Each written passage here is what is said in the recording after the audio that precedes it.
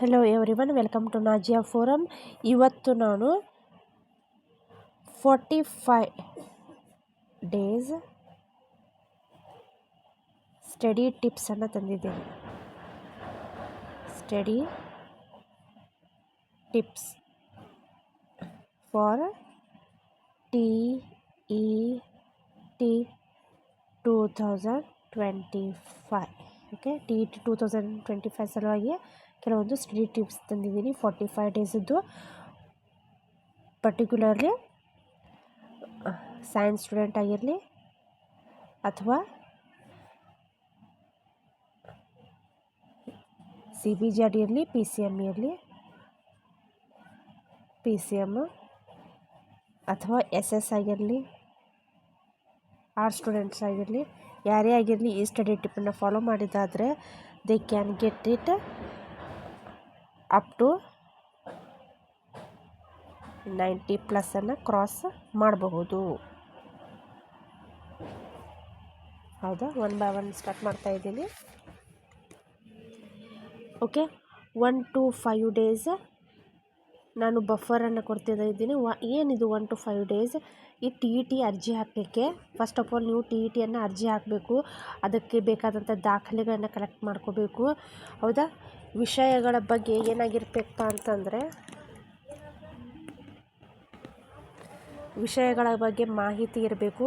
ಹೌದಾ, ಪಠ್ಯಕ್ರಮ ಮತ್ತು ಸಿಲೆಬಸನ್ನು ಕಲೆಕ್ಟ್ ಮಾಡ್ಕೋಬೇಕು. ಯಾವ್ಯಾವ ಸಿಲೆಬಸ್ ಅದ, ಹೌದಾ, ಎಷ್ಟು ಸಬ್ಜೆಕ್ಟ್ಗಳದಾವೆ, ಪೇಪರ್ 1 ಮತ್ತು ಪೇಪರ್ 2ಗೆ ಯಾವ ಸಬ್ಜೆಕ್ಟ್ ಅದಾವೆ ಅನ್ನೋದನ್ನು ನೋಡ್ಕೋಬೇಕು. ಹೌದಾ, science plus maths up to PUCವರೆಗೆ ಬುಕ್ಸನ್ನು ಕಲೆಕ್ಟ್ ಮಾಡ್ಕೊಂಡಿರಬೇಕು. ಹೌದಾ, ಬುಕ್ಸ್ ಸಿಲೆಬಸ್ಸು ಒಂದೊಂದು ಸಿಲೆಬಸ್ಗೆ ಒಂದೊಂದು ಬುಕ್ಕನ್ನು ನೀವು ಮಾಡಿದರೆ ಭಾಳಷ್ಟು ಒಳ್ಳೆಯದು. ಫಾರ್ ಎಕ್ಸಾಂಪಲ್, ಈಗ ಸೈಕಾಲಜಿ ಇರುತ್ತೆ, ಸೈಕಾಲಜಿಗೆ ಒಂದು ಬುಕ್ಕು.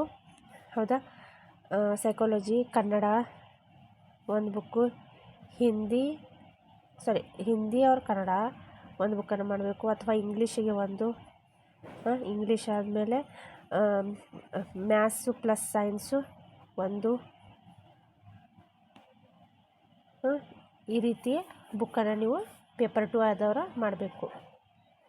ಹೌದಾ, so and then old question ಪೇಪರನ್ನು ನಿಮ್ಮ ಕಡೆ ಇಟ್ಕೊಂಡಿರಬೇಕು. ಹೌದಾ, ಇದು 1 to 5 ಡೇಸ ಮಾಡಿದ್ದೀನಿ. ನೆಕ್ಸ್ಟ್ 6 to 25 ಡೇಸು ಆಳವಾದ ಅಭ್ಯಾಸವನ್ನು ಮಾಡಿ. This is very important. ಇದು ಈ ಡೇಸ್ ಏನಿದಾವೆ 6 to 25 ವೆರಿ ಇಂಪಾರ್ಟೆಂಟ್. ಹೌದಾ, 6 to 25 ಡೇಸ್ ಇಲ್ಲಿ ಯಾವುದೇ ಸಬ್ಜೆಕ್ಟ್ ಆಗಿರಲಿ, ಕನ್ನಡ ಇರಲಿ, ಇಂಗ್ಲೀಷ್ ಅವ್ರ ಹಿಂದಿ ಹೇಗಿರಲಿ, ಸೈಕಾಲಜಿ ಇರಲಿ, ಮ್ಯಾಥ್ಸ್ ಆ್ಯಂಡ್ ಸೈನ್ಸ್ ಇರಲಿ, SS ಇರಲಿ, ಯಾವುದೇ ಟಾಪಿಕನ್ನು ಡೈಲಿ ಒಂದು ಟಾಪಿಕನ್ನು ಕವರ್ ಮಾಡಬೇಕು. ಡೈಲಿ ಒಂದು ಕನ್ನಡ ಟಾಪಿಕ್ಕು, ಒಂದು ಇಂಗ್ಲೀಷ್ ಅವ್ರ ಹಿಂದಿ, ಅವ್ರ psychology, maths or science, SS. ಹೌದಾ, ಯಾವ ಸಬ್ಜೆಕ್ಟ್ ಅದಲ್ಲ ಆ ಸಬ್ಜೆಕ್ಟದು ಒಂದೊಂದು ಟಾಪಿಕನ್ನು ಡೈಲಿ ಚೂಸ್ ಮಾಡ್ಕೋಬೇಕು. ಆ ಚಾಪ್ಟರನ್ನು ಕಂಪ್ಲೀಟ್ ಮಾಡಬೇಕು. ಪರ್ ಡೇ ಒಂದು ಟಾಪಿಕನ್ನು ಕಂಪ್ಲೀಟ್ ಮಾಡಬೇಕು. ಪ್ರತಿದಿನ ಓದಬೇಕು. ಸಬ್ಜೆಕ್ಟನ್ನು ಎಲ್ಲೂ ನಾವು ಬಿಟ್ಕೊಡ್ಬಾರ್ದು. ಯಾವ ಸಬ್ಜೆಕ್ಟು ಅದು ಮ್ಯಾಥ್ಸ್ ಆ್ಯಂಡ್ ಸೈನ್ಸ್ ಆಗಿರಲಿ ಅಥವಾ SS ಆಗಿರಲಿ. ಹೌದಾ, ಸೊ ಅಲ್ಲಿ ನಾವು ಕವರ್ ಮಾಡಿದ್ದಪ್ಪ ಅಂದ್ರೆ ನಾವು ಸ್ಕೋರ್ ಇದ್ದಿದ್ದು ಒಳ್ಳೆಯದಾಗ್ತದೆ. ಸಬ್ಜೆಕ್ಟ್ ಮತ್ತು ಹೆಚ್ಚಿನ ಅಭ್ಯಾಸವನ್ನು ಇಲ್ಲಿ ಮಾಡಬೇಕಾಗ್ತದೆ ಈ ಜೂನ್ನಲ್ಲಿ. ಆ್ಯಂಡ್ ದೆನ್ ಶಾರ್ಟ್ ನೋಟನ್ನು ಮಾಡ್ಕೋಬೇಕು. ಸ್ಮಾರ್ಟ್ ಸ್ಟಡಿಯನ್ನು ಮಾಡಬೇಕು. ಮೈಂಡ್ ಮ್ಯಾಪನ್ನು ಹಾಕಬೇಕು. ಎಲ್ಲವನ್ನು ಡೀಟೇಲ್ ಓದೋದಲ್ಲ, ಮೈಂಡ್ ಮ್ಯಾಪ್ ಹಾಕಬೇಕಾಗ್ತದೆ. ಮೈಂಡ್ ಮ್ಯಾಪ್ ಅಂದರೆ ಶಾರ್ಟ್ ಒಂದು ಪೇಜನ್ನು ಒಂದು ಪ್ಯಾರಾಗ್ರಾಫ್ನಲ್ಲಿ ಶಾರ್ಟ್ ಮಾಡ್ಕೋಬೇಕು. ಆ ರೀತಿ ಅಭ್ಯಾಸವನ್ನು ಮಾಡಬೇಕು.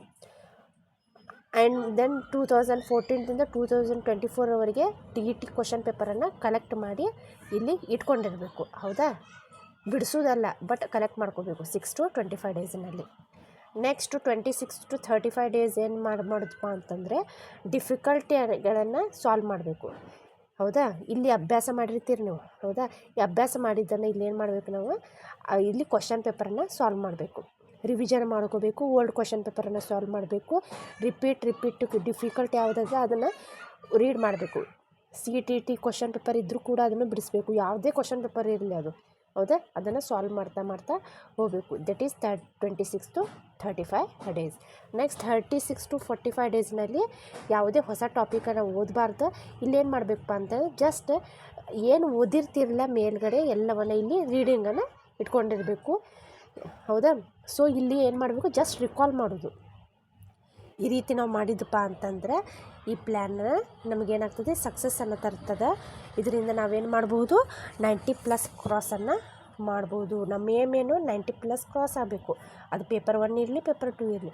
ಸೊ ಅದಕ್ಕಾಗಿ 1 to 5 days, ಹೌದೇ, 6 to 25 days, and then 26 to 35 days.